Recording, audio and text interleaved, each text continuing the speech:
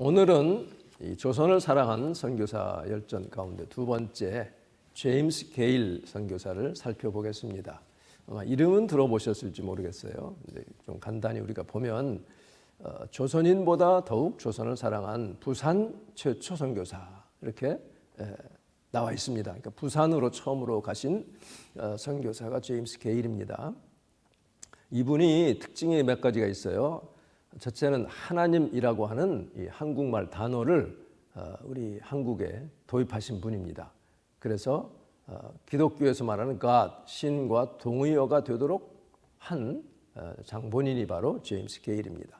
그래서 뭐라고 보고하냐면 조선에는 기독교의 God에 상응하는 위대하고 절대적인 존재를 의미하는 하나님이라는 말이 있습니다. 그러면서 우리 선교회와 감리교인들은 대부분은 하나님이라는 순수한 조선 토착민들의 말을 사용하기 원합니다. 이렇게 되어 있습니다. 물론 이제 지금 한국의 가톨릭에서는 하느님이라고 이렇게 하고 나름대로 주장을 하지만 우리는 하나님으로 다 고척이 되어 있죠. 자, 캐나다 출신의 선교사이고요. 이분은 스코틀랜드계 출신이에요. 스코틀랜드계인데 캐나다에서 태어났고 최초로 한영 사전을 제작했고, 그러니까 문학적으로도 상당한 그 예지가 있는 분이에요. 그래서 한국 시와 문학 작품을 최초로 영역해서 외국에 소개한 번역가 겸 또 한국 학자 이렇게 알려져 있어요. 그의 일생을 보면 1863년에 온타리오주 태생이고요. 23살 되던 여름 1886년 파리에서 프랑스어를 공부하고 영국도 좀 다녀왔습니다. 그 다음에 2년 후 88년에 토론토 대학교에서 문학을 전공해서 학위를 받고 낙스 칼리지, 그러니까 기독교 학교죠. 존 낙스가 이제 그 스코틀랜드 개혁을 일으킨 그 개혁자잖아요. 장로교. 거기에서 신학을 전공했습니다. 그리고 얼마 안 있어서 YMCA를 통해서 한국에 이제 선교 지원해서 부산에 왔는데 바로 졸업하기 2년 전에 그 YMCA 지도자인 D.L. 무디 선생이 시카고에 와서 시카고에서 부흥 집회할 때 해외 선교사의 소명을 받습니다. 그래서 이렇게 오게 된 거죠. 그 전에 84년, 4년 전에 알렌이 와서 이제 의료 선교사를 했고 85년에 이제 언더우드 와펜셀러가 입국을 했잖아요. 그 몇 해 후입니다. 88년 12월에 이제 독립 선교사로서 부산에 와가지고 황해도 소래로 갑니다. 소래교회에 가가지고 이창직이라는 분을 만나서 한글을 배웁니다. 그리고 이제 89년에 황해도 해주와 또 경상도 부산을 중심으로 그 저 북에서 남쪽 이렇게 전도 여행을 다닙니다. 그리고는 1890년부터 서울의 예수교 학당에서 영어를 가르치는데 그 예수교 학당이 경신학교가 되는 거죠. 거기서 영어를 가르칩니다.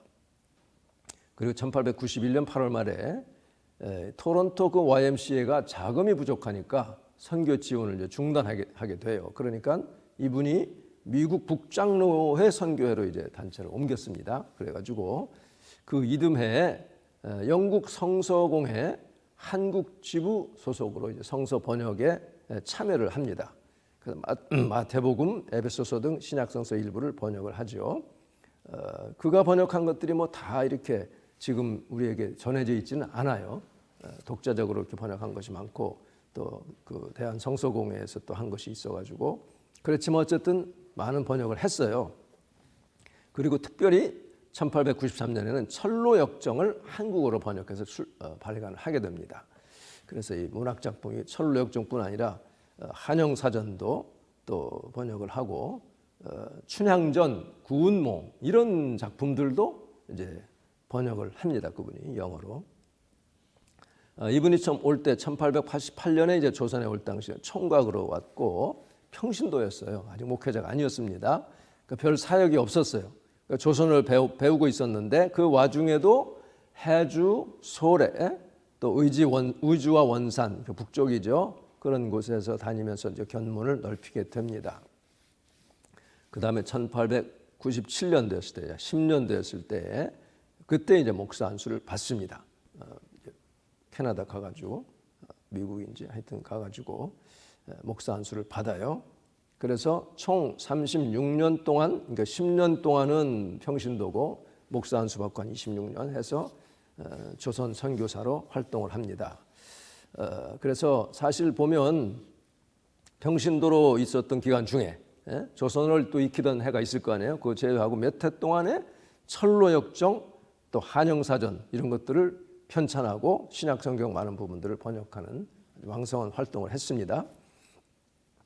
1900년부터 왕립 아시아학회 한국지회 간사를 역임하고 여기 나와 있는 것처럼 춘향전과 구운몽 등을 영역을 해서 한국의 언어와 풍습을 세계에 널리 알립니다.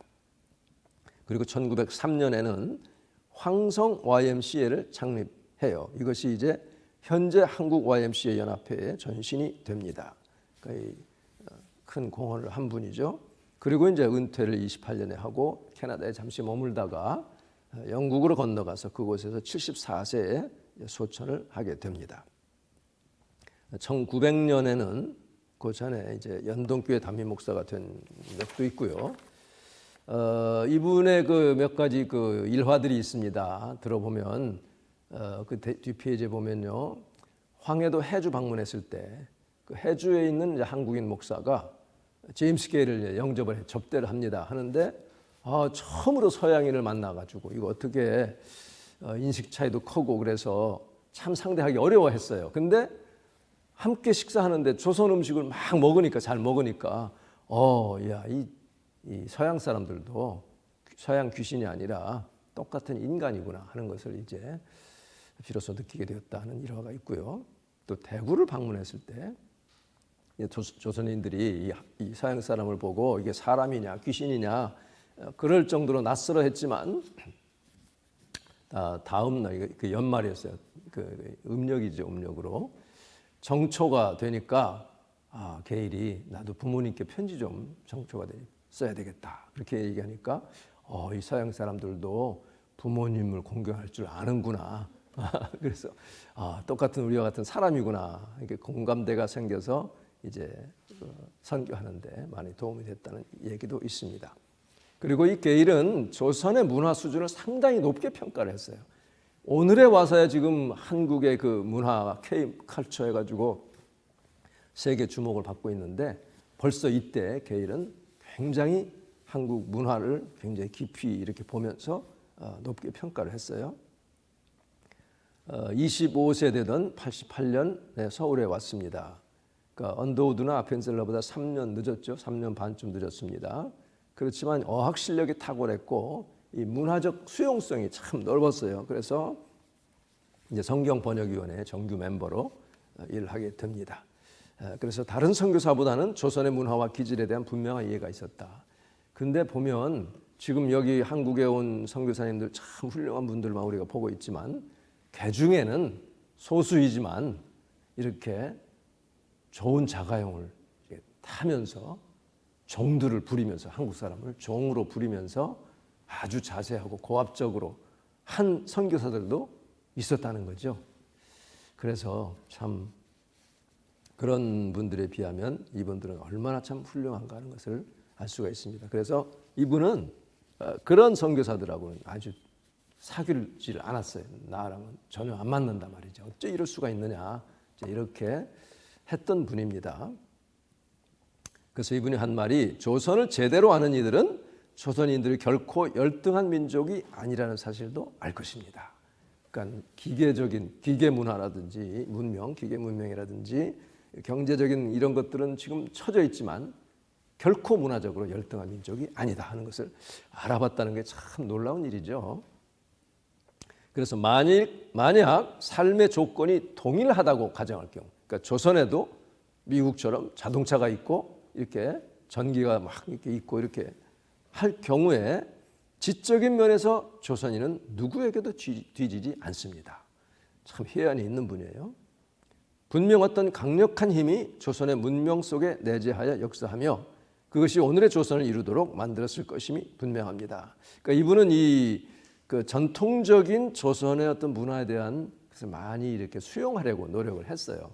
그러니까 이거 이제 우리가 잘 조심해서 이거 이제 접근을 해야 되는데, 어쨌든 나이든 조선의 어른들의 경험과 존중받는 풍습은 누구도 감히 흉내내기 어려운 부분입니다. 그러니까 그 연장자에 대한 뭐랄까 존경 이런 것들이 참 미국 서양 사람들에게는 많이 결여되어 있잖아요. 다 똑같이 이제 그것이 좋은 면도 있고 또 그렇지 않은 면도 있다는 것을 우리가 알아야 되는 거죠. 게일은 조선에 온 지 8년이 지난 1896년에 일본 잡지에 조선의 문명사를 간추려서 기고합니다. 그래서 그는 그 이제 조선의 생활과 음식, 문화적인 이해가 어느 정도 익숙해질 무렵이었어요. 그래서 이 게일의 그 조선 이해가 당시 이제 서양이 뭐 무기로나 또 여러 가지 문명적으로 월등하게 앞서 있기 때문에 그게 최고인 줄로 여기면서 지배적이고 고압적으로 이렇게 하고 또 많은 사람들이 그것만 따르려고 했던 그런 분위기에서 그 외교관들이 특히 그랬죠. 아주 고압적이고 그랬을 때, 선교사도 그랬을 때 이런 사람들의 행태와는 거리가 멀고 사귀지를 않으려고 했습니다. 그래서 게일은 이렇게까지 취급했어요. 서양 문명을 무조건적으로 이식하려는 독선적인 서양 사람의 태도를 야만이라고 했어요. 야만.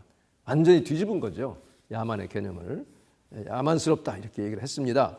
그래서 맨 처음 서울 도착해서 장안의 외교관들과 선교사들로부터 받았을 그 오리엔테이션에서 나는 저런 야만스러운 오리엔테이션은 난 거부한다 이렇게 생각한 거예요. 그래서 철저히 내가 조선인처럼 변해야 되겠다 하는 결심을 굳히게 되는 거죠. 아주 뛰어난 특별한 사람이죠.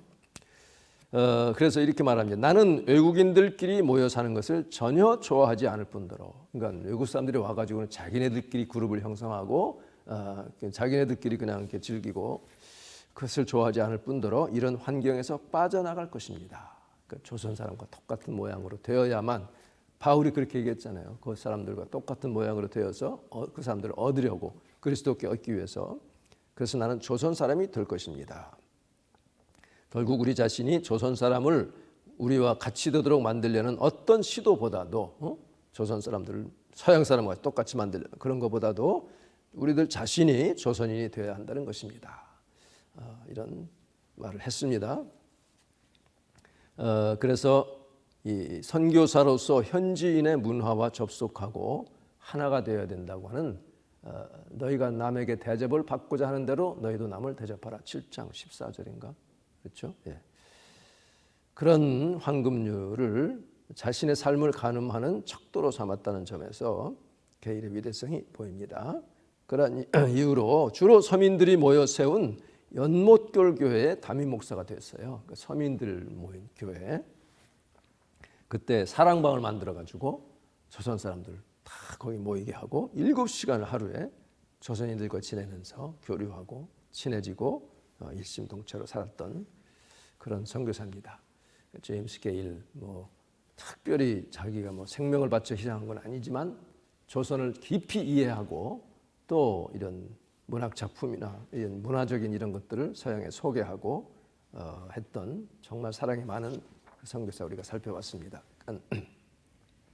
사실 오늘날의 그 선교의 개념이 조금 많이 다르긴 하죠. 가서 그냥 뼈를 묻는 그런 경우도 있지만 또 다 그렇게만 해야 되는 것은 아니지만 어쨌든 그 당시에 그 선교사들은 이렇게 한국에 와가지고 굉장히 많은 희생을 치렀고 그 결과로 그 은혜로 이렇게 한국이 정말 믿음이 충만하고 교회가 발전하고 정말 나라가 이렇게 강건한 나라가 된 것을 생각할 때 참 감사를 드립니다. 그래서 오늘 제가 지금 목소리가 약간 좀 이래서 죄송한데요. 어쨌든 간에 하나님의 그 은혜, 이 선교사들을 통해서 한국을 이해하고 한국의 생명의 복음을 전하게 해주신 하나님께 감사를 드리고 희생한 선교사님들께 감사를 드립니다.